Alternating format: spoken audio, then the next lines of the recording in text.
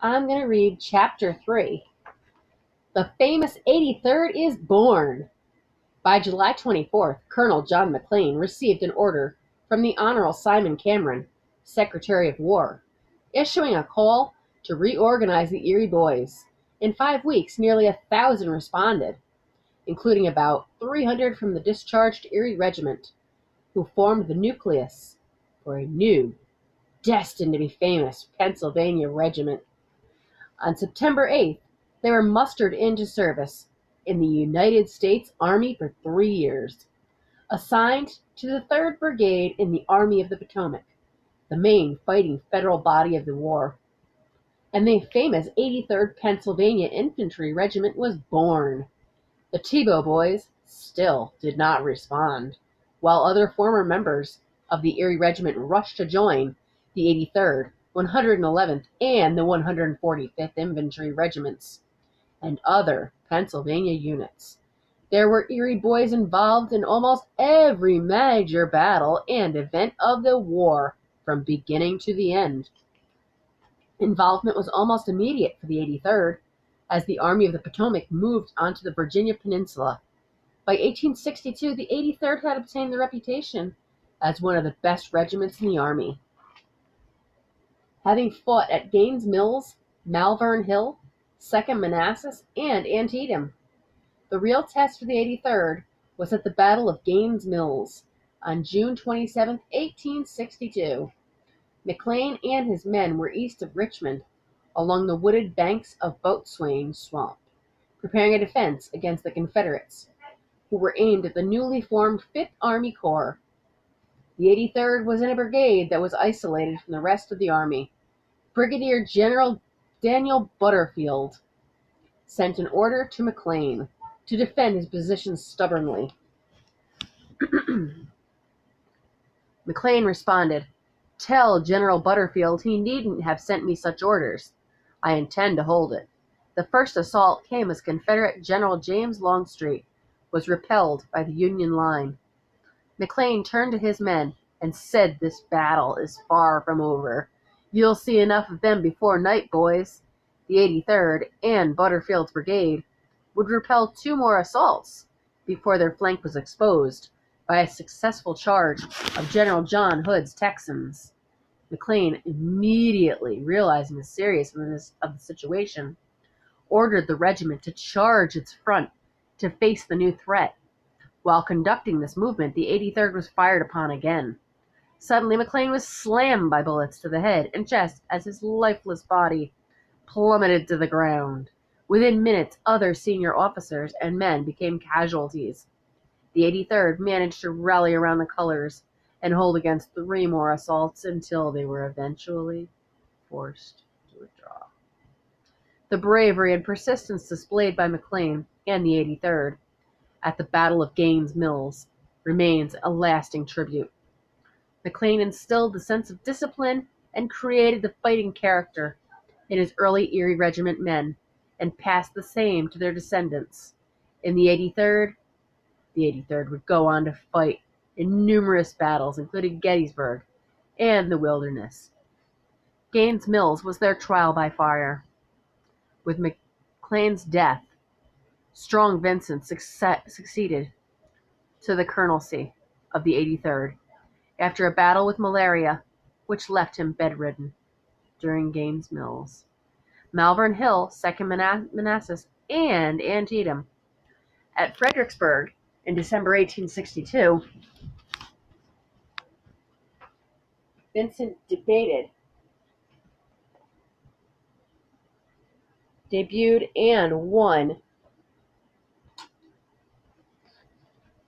Hang on a second. At Fredericksburg in December 1862, Vincent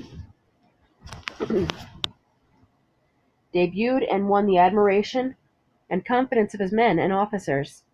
When his brigade was pinned down by victorious Confederate fire, he rose to his feet, sword in hand, and led them to safety, under the cover of a passing cloud that blocked the moonlight.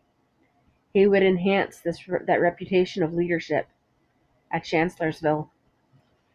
Vincent and the 83rd helped to save the day on the second of the 3 days' battle of Gettysburg on July 2nd, 1863, when they rushed to protect Little Round Top, just in time, and set up the famous bayonet defense of the 20th Maine.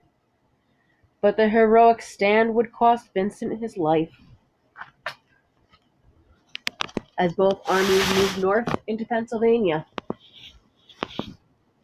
This Erie resident foretold his own fate when he informed another staff officer, "What more glorious death can one man desire than to die in the soil of the old Pennsylvania fighting for the flag?" At Gettysburg, during the early morning of July 2nd, while waiting orders, Vincent prophetically commented, "Today will either bring me my stars, promotion to general, or finish my career as a soldier." At about 4 p.m., the Confederate attack of Longstreet began to expose the flank of the Union Third Corps. Within minutes, a staff officer approached asking for support for Little Round Top, a key position that was in danger of being taken. Vincent did not wait orders from his division commander, knowing the urgency of the situation. Vincent was the person who positioned Colonel Joshua Lawrence Chamberlain in his 20th Maine to ultimately make his famous, desperate bayonet charge down Little Round Top. Vincent's quick thinking and positioning had as much to do with saving the day as the Battle of Gettysburg for the Union as anyone. But he would not live to tell about it. Vincent was mortally struck in the thigh, and the bullet passed through into his groin and into his intestines. "This is the fourth time they have shot me. They have got me at last." 4 days later, Vincent died from the wound, but not before being promoted to brigadier general.